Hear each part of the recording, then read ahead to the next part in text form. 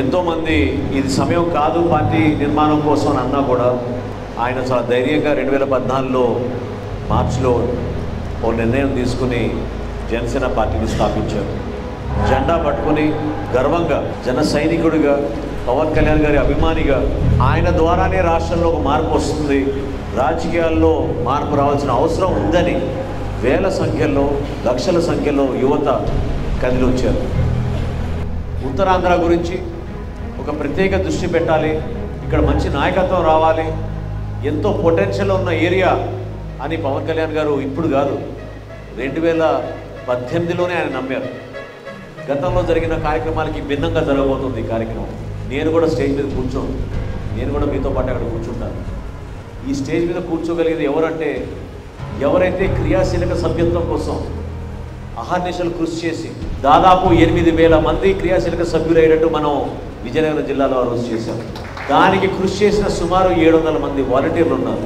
ఆ వాలంటీర్కి ప్రధాన పాత్ర ఈ రోజు వాళ్ళని కూర్చోబెడతాం. వాళ్ళతో పాటు మన వీర మహిళలతో పాటు ఈ వాలంటీర్ వ్యవస్థలో ఎవరైతే కష్టపడి నిలబడ్డారో ఆ రోజున జనసేన పార్టీ క్రియాశీలక సభ్యత్వం తీసుకున్న వ్యక్తులు కూడా చాలా పారదర్శకంగా ర్యాండమ్గా మీ ముందే ఆ పేర్లు తీసి వాళ్ళని కూర్చోబెట్టి ప్రతి వ్యక్తికి 4 నిమిషాల సమయం కేటాయిద్దాం. ఎందుకంటే మనం అన్ని నియోజకవర్గాల్లో ఈ విధంగా చేయబోతున్నాం. మీకు ఇచ్చిన సమయాన్ని మీరు పవన్ కళ్యాణ్ గారి దృష్టికి వెళ్ళే విధంగా మన పార్టీ బలోపేతానికి మనం ఏం చేయాలి, మొట్టమొదటి. రెండోది, జనసేన పార్టీ నాయకుడిగా ఈ నియోజకవర్గంలో మనం గుర్తించిన సమస్య ఏంటి, ఆ విషయాల గురించి మీరు క్లుప్తంగా ఒక్కొక్క నిమిషం మీరు వివరించండి. ఆ వివరాలు కూడా నమోదు చేసుకుందాం. దాంతోపాటు భవిష్యత్తులో మీరు ఎంత సమయం కేటాయించగలుగుతారు పార్టీ అనే విషయం కూడా మీరు ఈ 3 అంశాలపైన మీరు ప్రస్తావించి మాట్లాడండి. నిర్భయంగా మాట్లాడండి, పార్టీ కోసం మాట్లాడండి, పవన్ కళ్యాణ్ గారి కోసమే మీరు మాట్లాడండి. మీకున్న ఆలోచనలు పార్టీ నిర్మాణం కోసం, పార్టీ బలోపేతం కోసం మంచి సలహాలు సూచనలు ఇవ్వండి. పవన్ కళ్యాణ్ గారు ఆలోచించి ఈ కార్యక్రమం ఈ విధంగా చేయండి అని చెప్పి మమ్మల్ని అందరినీ ఇక్కడ పంపించారంటే దాని వెనక అర్థం ఏంటి? ఆయనకున్న భావన, మీ పైన ఉన్న నమ్మకం, ఈ ప్రాంతంలో ఖచ్చితంగా జనసేన పార్టీ బ్రహ్మాండమైన అవకాశాలు ఉన్నాయి, మనం పెంచుకోవాలి, మనం కష్టపడాలనే భావనతోటి ఆయన ఈ కార్యక్రమాన్ని చేయమని ముందు పంపించారు.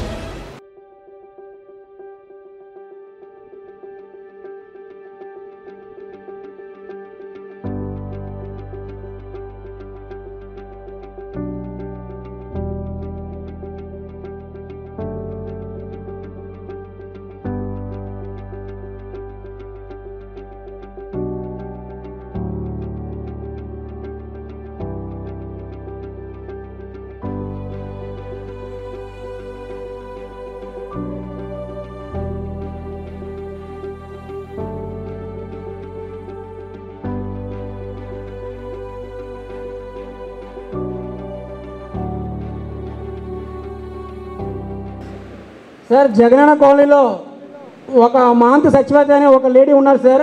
ఆవిడ కాడికి మనం వెళ్తే ముందు రోజు పవన్ కళ్యాణ్ వచ్చి ముందు రోజు వెళ్తే ఇల్లు పట్టా ఇచ్చారు సార్. కానీ 2 రోజులతో మళ్ళీ తీసుకున్న తర్వాత పవన్ కళ్యాణ్ వస్తారని చెప్తే మీరు రెండమ్మా అంటే రాత్రి ఆ ఊరు సర్పంచ్ అక్కడ ఉన్న విఆర్ఓ అందరూ కూడా ఆవిడికి ఇల్లు పట్టా ఇవ్వడం జరిగింది సార్. దుప్పాడ గ్రామంలో ఊరూరా జనసేన మరియు పాదయాత్ర కార్యక్రమం చేయడం జరిగింది సార్. ఈ కార్యక్రమంలో చాలా సమస్యలు వచ్చాయి సార్. మనకి పెన్షన్లు రాలేదని, పథకాలు రాలేదనేసి చాలా చేశాం సార్.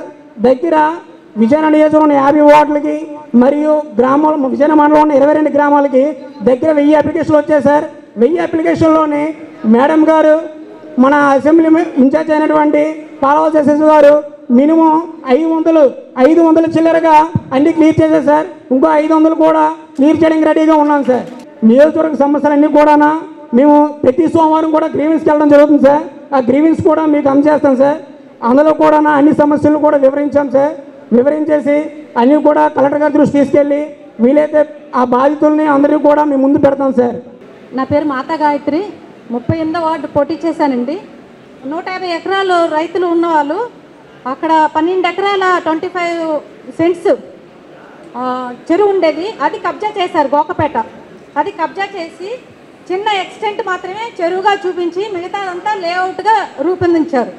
దాన్ని ఏంటంటే మా వద్దకు వచ్చి కంప్లైంట్ ఇవ్వడం, మొత్తం డాక్యుమెంట్ ఇవ్వడం, ఫైల్స్ ఇవ్వడం కూడా జరిగిందండి. రైతులు కూడా వచ్చి విన్నవించుకున్నారు. మీరు పవన్ కళ్యాణ్ని గెలిపించండి, పవన్ కళ్యాణ్ రావాలండి, అందరు బాగుండాలంటే పవన్ కళ్యాణ్ గారు రావాలి. అందరికీ నమస్కారం. ఆదరణ మనోహర్ స్వాగతం. విజయనగరంలో చాలామంది కార్యకర్తలు ఉన్నారు సార్, కానీ ముందుకు రావడానికి చాలా భయపడుతున్నారు. కారణం ఇక్కడ ఎమ్మెల్యే స్వామి గారు, ఆయన ఏదైనా ఒక కార్యక్రమం చేసి ఒక ఫోటో చూస్తే ఆ వెనకతలు ఎవరున్నారో వాళ్ళ తల్లిదండ్రులతో భయపట్టిస్తారండి. 2-3 నెలలకు ఒకసారి కేంద్ర పార్టీ ఆఫీస్ నుండి ఇక్కడ మీటింగ్ జరగాలని కోరుకుంటున్నానండి. నా పేరు రౌత్ సతీష్ కుమార్ సార్. నేను విజయనగరంలో కార్పొరేటర్ అభ్యర్థిగా పోటీ చేస్తున్నాను. అత్యధిక ఓటులు వేయించి తెలుగుదేశాన్ని కూడా పక్కన పెట్టి తొంగలో తొక్కి మనం సెకండ్ పొజిషన్లో నిల్చున్నాం సార్ విజయనగరంలో. నా పేరు దాసరి యోగేష్. నేను 16వ వార్డు జనసేన పార్టీ పోటీ చేశాను సార్. నా ఓటు ఉన్నది 20వ వార్డు, నేను పుట్టి పెరిగింది 17వ వార్డు సార్.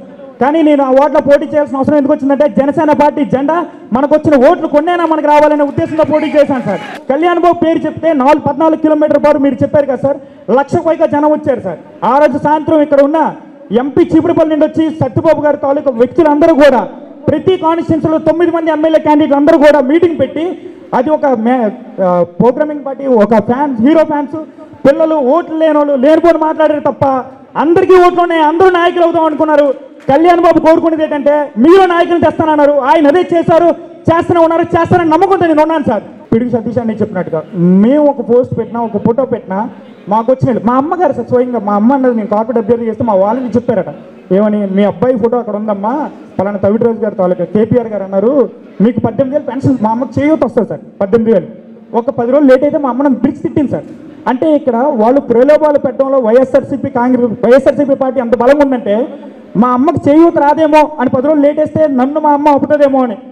అంటే వాళ్ళు పథకాలతో మన తాలూకు ఉన్న పరిస్థితిని కానీ, మనలో వచ్చిన జన సైనికుల బలాన్ని కానీ, జనసైనిక నాయకులు కానీ తొక్కుతూ ఉన్నారు తప్ప ఏం లేదు సార్.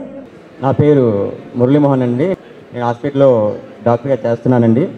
అవినీతి రాజకీయం కూడా మన జిల్లాలో చాలా ఎక్కువ ఉంది. అవినీతి రాజకీయం ఏ నాయకుడు వచ్చినా సరే మనల్ని నమ్మించి ఓట్లు వేయించుకొని నాయకుడు అవుతున్నాడు. కానీ ఏ నాయకుడైనా సరే ప్రజలకు ఉపయోగపడే నాయకుడు ఎవరైనా ఉన్నారా? మీ గుండె మీద చేసుకొని ఎవరైనా చెప్పండి. ప్రజలకి ఉపయోగపడే నాయకుడు ఎవరైనా ఉన్నారా? మాలాంటి వాళ్ళందరూ బయటకు వస్తున్నామంటే మాకేదో ఈ పదవి కావాలో లేకపోతే ఈ రాజకీయంగా డబ్బు కావాలని కాదండి. నిజంగా చెప్తున్నాను, కేవలం రాజకీయ దోపిడీ జరుగుతుంది, అటువంటి వాటి కోసం ప్రశ్నించి ఎదిరించే మనిషి ఉన్నారు అని మాత్రమే మేము వచ్చామండి. అలాగే మీరు కూడా ఓట్లు వేసేటప్పుడు, మనం వేసేటప్పుడే కాదండి, వేయించేటప్పుడు కూడా ఆ అవినీతి రాజకీయాల గురించి కూడా మనం గట్టిగా చెప్పాలి ప్రజలకి. అందరికీ నమస్కారం, అస్సలాము అలైకుం. నమస్కారం సార్. నా పేరు హుస్సేన్ ఖాన్, జనసేన పార్టీ కార్పొరేటర్గా పోటీ చేశాను సార్. విజయనగరంలో సమస్యల గురించి అడిగారు సార్. మరీ ముఖ్యంగా విజయనగరం లోకల్లోని మనకి 50 డివిజన్లోని మున్సిపల్ వాటర్ సార్, ఏవైతే 2018లోని 200 కొలాయిలు వేశారు సార్ టీడీపీ ప్రభుత్వంలోని, ఆ కొలాయిలు అనేవి ఇప్పుడు దాకా నీరు సరఫరా చేయలేదు సార్. దీనికి సంబంధించి ఈరోజు మార్నింగే నేను మున్సిపల్ ఆఫీస్లోని అసిస్టెంట్ ఇంజనీర్తో మాట్లాడాను సార్. మాట్లాడితే సమాధానం ఏంటంటే విజయనగరం నియోజకవర్గంలో ఏదైతే కిందన వచ్చే అండర్గ్రౌండ్ పైప్ లైన్స్ ఉంటే దాని తరఫు మా దగ్గర డీటెయిల్స్ లేవు, అందువల్ల మేము నీళ్ళు సరఫరా చేయలేకపోతున్నాం అంటున్నారు సార్. ఈ సమస్య ఒకటి మరీ ముఖ్యంగా విజయనగరం డివిజన్లో ఉంది సార్.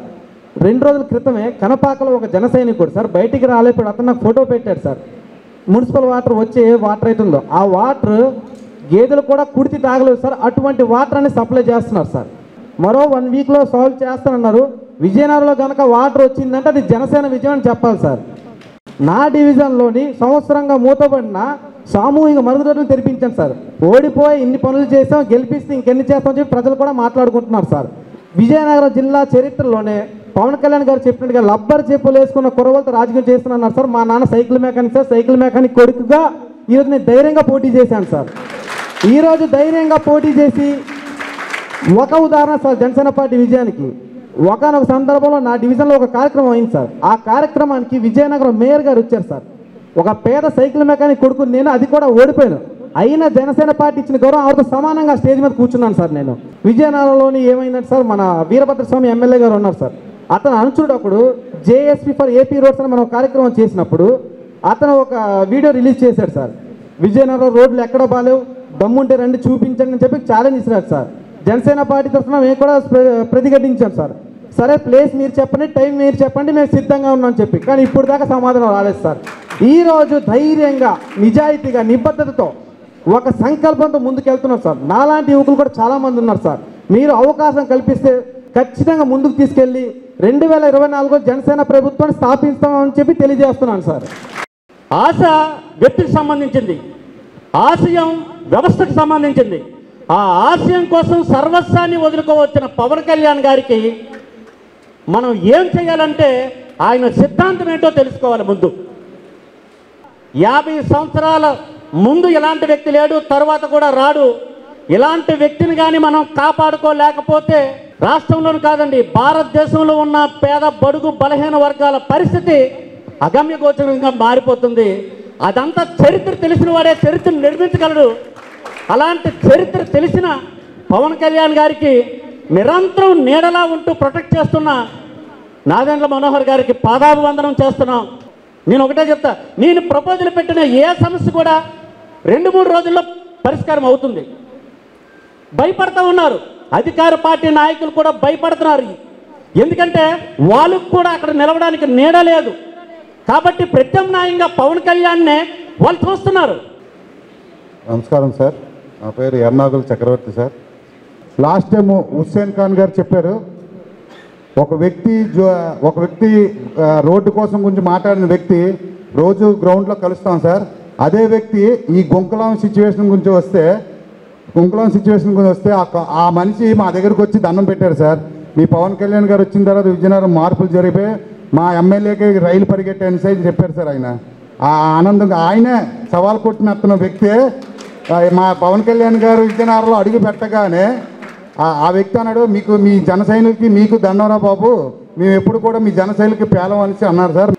ప్రతి ఒక్క కార్పొరేట్ అభ్యర్థి, ప్రతి ఒక్క జన సైనికులు, వీర మహిళలు, నిజంగా చెప్పాలంటే మొన్న విశాఖపట్నంలో జరిగిన దాంట్లో వీర మహిళలు నాతో తోడుగా రాత్రంతా ఉన్నారు సార్. దాంట్లో మాతా గాయత్రి ఒకటి చాలా సాహసం చేసి నాతో పాటు కూడా ఉన్నారు. అలానే ప్రతి ఒక్కళ్ళు కూడా చేశారు. 50 డివిజన్లకి 22 గ్రామాలు సార్. మాకు ఒకే ఒక మండలం 22 గ్రామాలు. ఇందాక చెప్పడం ఏదో మాకు తోచినట్టుగా పాదయాత్రను ఒక ప్రాజెక్ట్లా పెట్టుకొని చేసాం. ప్రజా సమస్యల మీద పోరాడాం, చాలా సొల్యూషన్స్ వచ్చాయి. భయం వచ్చింది, అంటే ఆర్థికంగా కొంచెం మరీ ఎక్కువ ఫ్లెక్సీ లేకపోయినా ఒక డివిజన్లో చేసేటప్పుడు ఒక డివిజన్కి ఒక ఫ్లెక్సీ అక్కడ లోకల్ లీడర్స్తో వేసి అలాగా మేము చాలా కార్యక్రమాలు చేసాం. అప్పటికి ఇప్పటికీ రోజు రోజుకి మనకి జనసేన అన్నది ప్రతి వార్డులో ప్రతి దాంట్లో మన జెండా ఎగురుతుంది. మన అందరం కూడా పలకరించడం జరుగుతుంది. మన పెద్ద మనసుతో అందరం కలిసి పనిచేద్దాం అనే ఉద్దేశంతో ఇంకేదైనా నియోజకవర్గ స్థాయికి మనందరం ఏదైనా బలోపేతం చేసే ఉద్దేశం ఏదైనా ఉంటే మీరు చెప్పండి, నా వరకు నేను సహకరిస్తాను. జై జనసేన సార్. నేను ఇందాక అన్నాను మూడు ప్రధాన అంశాలు.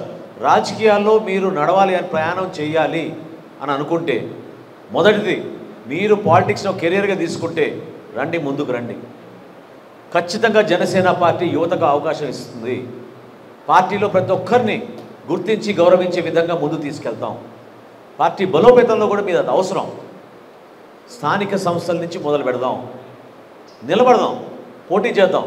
శ్రీకాకుళంలో ఇన్ఫ్యాక్ట్ పెన్షన్ కట్టే ఒక మహిళ పెన్షన్ వచ్చే రోజు దయచేసి నువ్వు రా దగ్గరికి 5,000 రూపాయలు కట్టిన సభ్యత్వం తీసుకుంటా అని చెప్పి శ్రీకాకుళంలో వాళ్ళు తీసుకుంటారు. అంటే 2,000 రూపాయల పెన్షన్లో 500 రూపాయలు జనసేన పార్టీకి పవన్ కళ్యాణ్ గారికి ఆమె దరఖాస్తు చేసుకుని ఇవ్వాలనే ఒక మంచి ఆలోచన ఆమెలో ఉన్నప్పుడు మనందరం ఏంటి చెప్పండి. అటువంటి వ్యక్తులు లక్షల్లో ఉన్నారు మన పార్టీలో. గర్వపడండి. ఈ ప్రయాణం అటువంటి వ్యక్తులు మన ముందు తీసుకెళ్తున్నారు.